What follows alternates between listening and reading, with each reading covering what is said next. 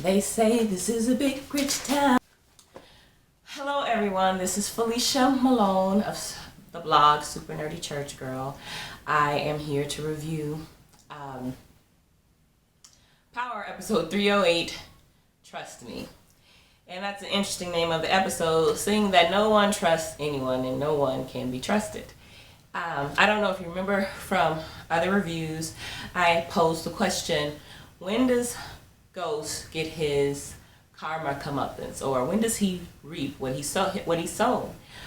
Because the last season he thought he killed Kanan. He got away with killing all of the heads of their cartel. He'd given the business to Tommy. He's left his wife for Angie, and it just looked like he's gonna get everything that he ever wanted, and everything was gonna be all great. And then this season. So we start, I know this is called Trust Me, but it's more like consequences, because Ghost is just really, really getting it on all sides. So when last episode ended, Tommy was getting the crap beat out of him by the Serbian and his men, and he notices that Tommy isn't fighting back because he's so heartbroken over Holly, he just wants to die. So the Serbian basically says, this is the greatest, you have nothing to lose. This is the greatest time to be alive. So seeing that Milan is a psychopath, he sees psychopathic tendencies in Tommy. He's just like, oh, he can be my apprentice, So, it starts with Tommy. Milan has this dog, and he's in this abandoned warehouse that has a bed, and Tommy's on the bed, and Tommy's just like, yo, what am I doing here? He's like, you're free to go. He basically says he wants to work with him. And then Tommy's like, well, if I'm free to go, I want to leave. And he's like, oh, Tatiana's going to stitch you up, and then you can go. Blah, blah, blah. So this is like the beginnings of a new relationship for Tommy. Last season he lost his relationship with Ghost, and he thought it was kind of getting back, but they don't trust each other. And when there's no trust, there's no relationship. And now he introduced Milan, and Milan is starting to groom Tommy. He actually says in the episode, he's like, you have what it takes. You could actually take my place. And we see that little glimmer in Tommy's eye, because we all know he is tired of being second in command, tired of people second guessing him. And Milan is basically playing on those insecurities. So, Sandoval. So this is the episode of meetings.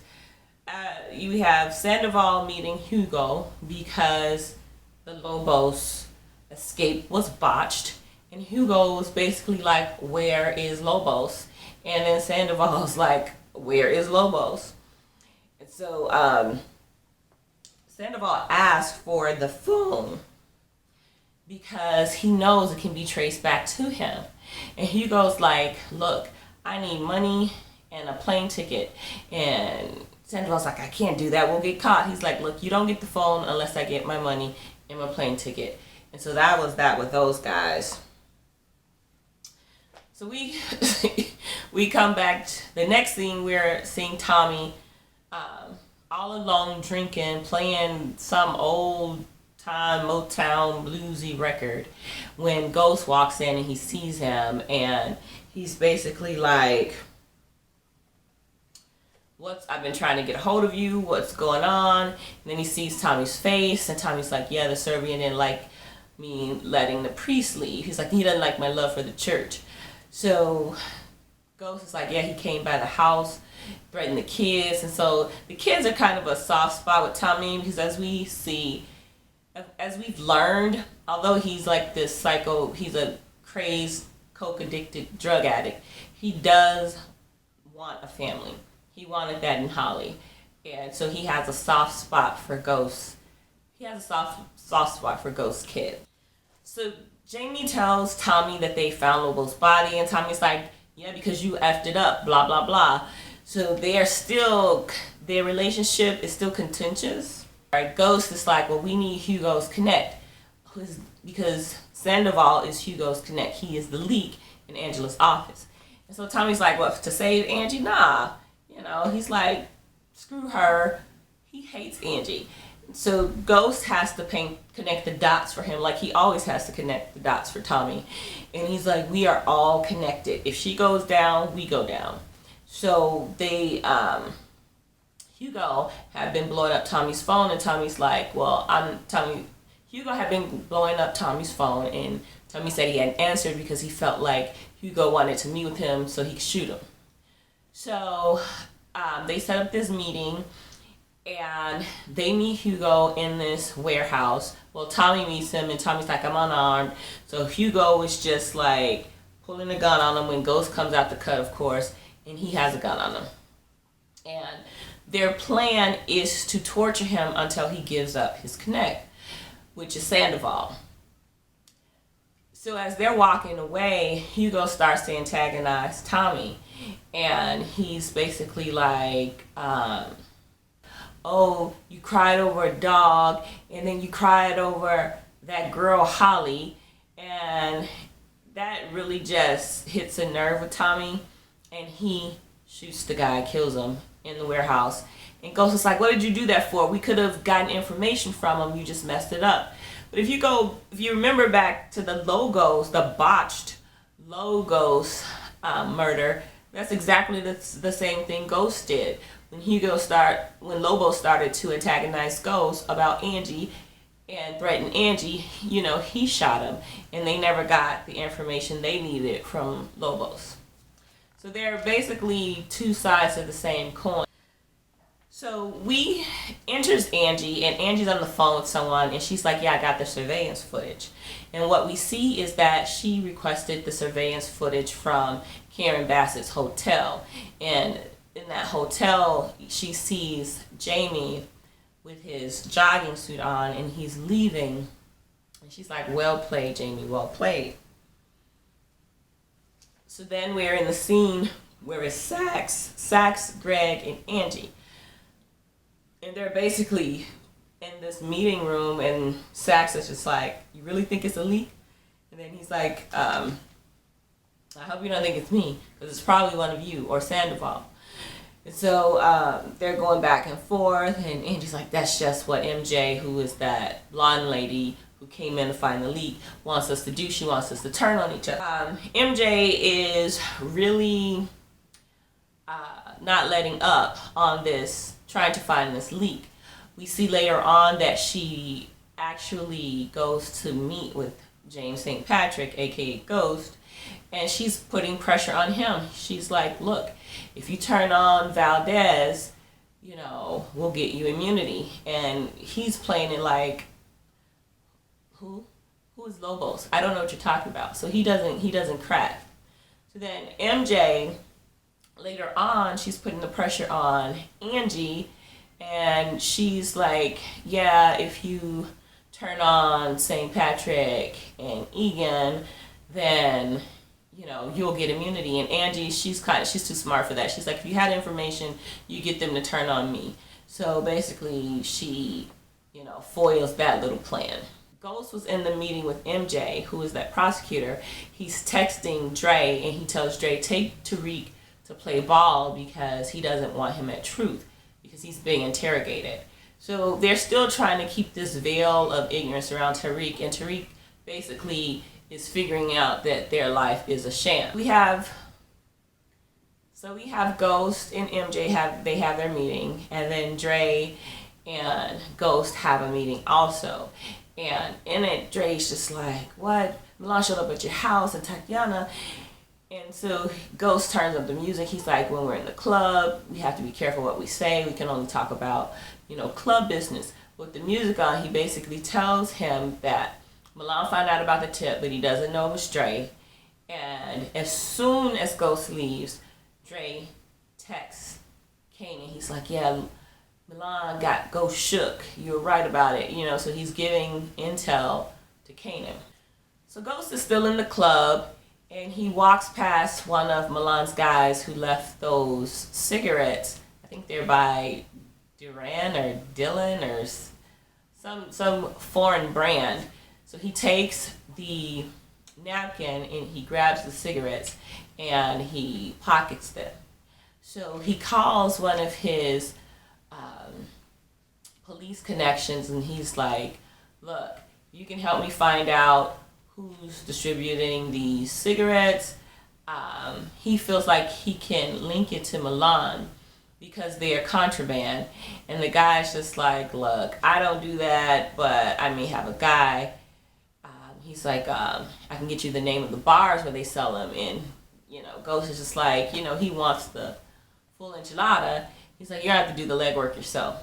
So we see Ghost later go into these bars, getting drunk, coming home, making Tasha mad because he is trying to track down Milan. So Ghost is following his lead with the cigarettes, and he's going to these different bars, and he goes to this bar and he sees that the owner of the bar is getting money from someone, and he places the money in this freezer. So he stays at the bar drinking, talking about the love of his life, like he's just some drunk bar patron. And the guy's finally like, oh, I have to close. So what we see is that he follows the guy to this warehouse. And while he's in the cut, he sees the guy go into the warehouse, and then he sees Tommy's car. So he sees Tommy's car. He waits, and as Tommy is walking out, he calls Tommy. And then he sees this guy look at his phone and put it back in his coat, so he knows for sure that that was Tommy. And he's like, man, Tommy, because now he knows that Tommy is working with Milan. He knows Milan's warehouse, and earlier he'd asked if he knew anything about him so that he could devise a plan to take Milan out, and Tommy said he didn't know. Before I get to the scene with Kanan and Tariq, I do have to touch on, since we're talking about Milan, he goes to Lakeisha's Bonita Bumper Curls weave shop, and he confronts Tasha, who Tasha lets him know just from her face that she knows who he is, and it gives Milan the upper hand in this interaction. So he's basically like, your friend Lakeisha doesn't know who I am, but you do. And then Tasha's like, well, that's how it's going to stay. But Lakeisha, she'd gone in the back to put up some stuff, but she comes out and she's listening in the cut. And so Milan was like, well, does she know who you are? And so she now knows that Tasha has been tricking her. Milan also says, well, does Ghost know what you're doing? And she's like, no, but he will if you keep showing up here, a white guy in the middle of a weave shop. So Milan basically tells Tasha, tell your husband to stop trying to plot against me or he'll regret it. Then he leaves.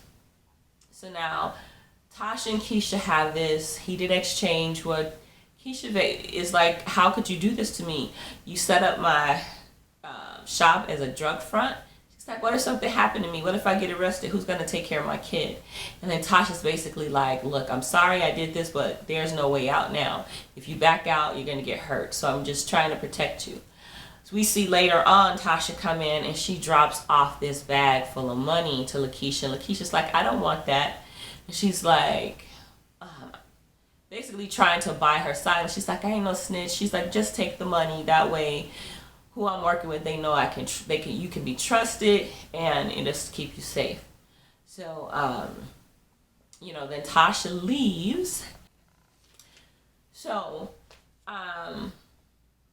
Dre, you recall when Ghost was meeting with that DA, the MJ, he sends a message to Dre telling him to take Tariq to shoot hoops because he doesn't want him to come to truth and see that he's been interrogated. Well, at the same time, Kanan is he calls Dre and he's like, yeah, Ghost got me acting like the nanny. I gotta take his son to play hoops. Well, Kanan shows up at the gym and Andre is all just kind of like, he's annoyed because, now annoyed is not the right word, he's afraid. Because he knows that Kanan killed his own son. What is he going to do to Tariq? And if you recall back when Jukebox, when Kanan was at Jukebox getting, healing from his burns and stuff and getting hooked on lean, she basically told him, instead of, killing Tariq, she just think about what Ghost took from you. Basically, Kanan believes Ghost turned Sean against him, and Sean was Kanan's son, who he then killed. So, they're playing ball, and Kanan sends Dre away to buy some drinks, even though he doesn't want to go. He's trying to get in good with Tariq, and he finds out what time he got off from school just by asking him questions. And Tariq, being a kid, he let him know too much information. So we see him later on come pick up Tariq, and Tariq, he hesitates to get in the car, and then Kanan's just like, what, you waiting on your babysitter? So he's playing that be a man card, So Tariq gets in the car.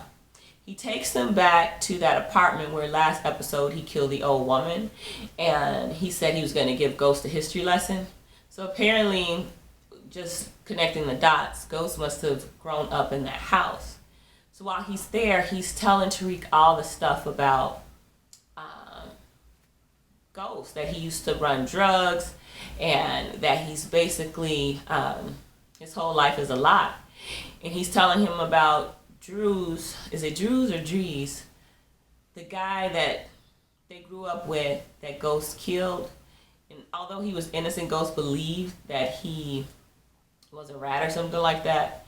So Kanan's like, well, he didn't give him a chance, and he brought him here, and so Tariq is still like in the dark. He's like, what did he do, scare him? He's like, no, he didn't get a chance to get scared. Now all the time Kanan's doing this talk and giving him this history lesson, he's opening this drawer, he's pulling out a gun to kill Tariq. And then Tariq says, I hate my dad. He gets on my nerves, and then he's like, you can't believe him. So Milan tells Tommy to kill Lakeisha in so many words. And we see after Tasha, gave her the money, they come back to this scene where Lakeisha goes in the back to, put the money away, and Tommy walks through the front door. And we all know how Tommy gets down, so this is not looking good. Prior to that, we had the scene where Kanan was getting ready to shoot Tariq, and Tariq starts to talk about how he hates his dad, and that gives Kanan pause. And that's kind of a throwback to when he was healing at Jukebox, and Jukebox tells him, you have to think about what did Ghost really take from you. Basically saying he took your son from you, his loyalty. So it appears as if that's how this is going to play. He's going to really try to get at Tariq and get him to turn on his dad. So the final thing I want to talk about is Miss Angie Valdez. This whole, I was watching someone's review and she calls her the Puerto Rican princess, which I get it. She's the side chick. People don't like her. I also think people don't like her because she's the non-black side chick. So and Tasha's like the dark-skinned, loyal wife. So you have a whole lot of layers of just history playing in the scene, and I want to commend Courtney Kemp, the creator of the show, because she doesn't shy away from those things. They don't explicitly say it, but you can see it with all of the Angie hate, that it's really something else behind that. But before I get into all that, I want to talk about Miss Angie Valdez. She is really freaking out, and if she and Ghost were more honest with each other, and if she still wasn't trying to play good cop while also aiding and abetting a criminal, he could maybe hip her to the game a little bit more. But they're both always deceiving one another. So she's freaking out, so she goes to Greg's house, and basically she's just trying to chat him up, tell him how brokenhearted she is. She shows him the video footage, the surveillance footage she'd gotten from the Karen Bassett Hotel. She doesn't show Jamie leaving. She shows Jamie coming to the hotel with Tasha, his wife.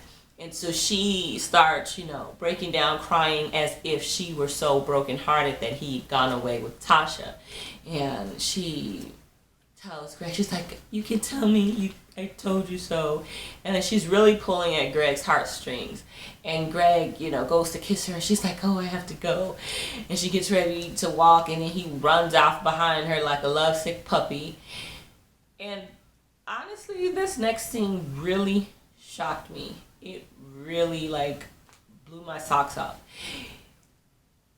Greg and Angie sleep together. No, scratch that. They have sex. And I was just like, oh my gosh, this was a real desperate act. And while they're in the act, Angie opens her eyes and she looks over and she sees a picture of Ghost, James St. Patrick, on the wall. And it's just like the full weight of what she's doing or what she's done it's really heavy in that scene. And when they're done or whatever, she goes to the bathroom and she takes her bag with her. And she's basically, when she takes her bag and she's in the bathroom, Greg kind of sits up and he kind of gets this look in his eye. Then he texts Medina, who earlier he had met with Medina, and he's throwing around that he believes that James St. Patrick and Tommy Egan killed Lobos. Because when they were in a meeting, Donovan, Black Donovan, as Sax says there were 2 sets of footprints. And everyone spoke Spanish except one person. So Angie's looking all crazy in that meeting, and then the light bulb goes off in Greg's head.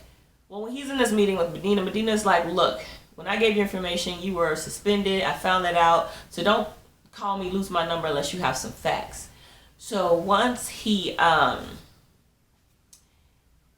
sees that Angie is basically, she's in the bathroom, she has this phone that Ghost got from Hugo when Tommy killed Hugo. I forgot to say that. He patted him down, he got this phone.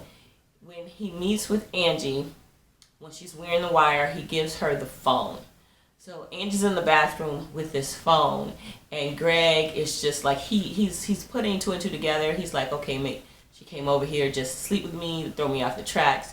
But he sends a text to Medina. He's like, look, I think Angie is working with St. Patrick. I think I can prove it, and we can take them both down.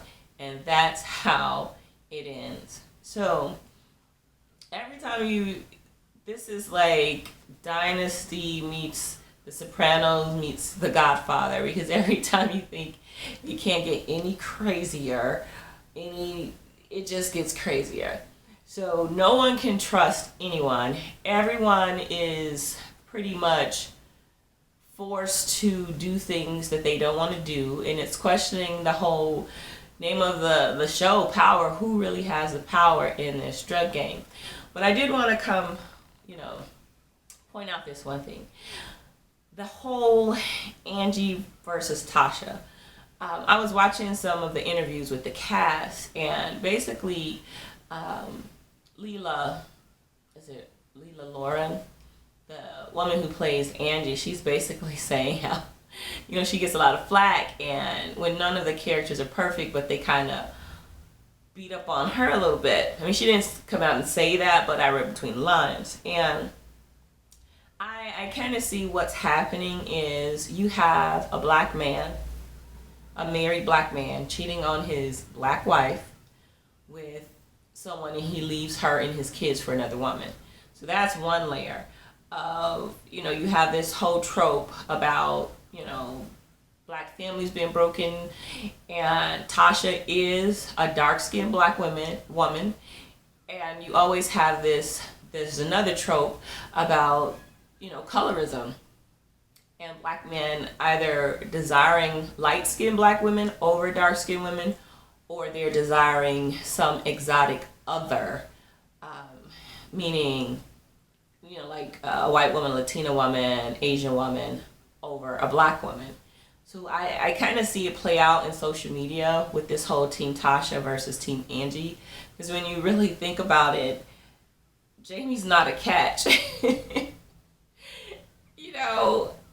Omari Hardrick is a catch. He is a handsome charismatic actor, and he brings all of that charisma and appeal to the character Jamie St. Patrick / Ghost.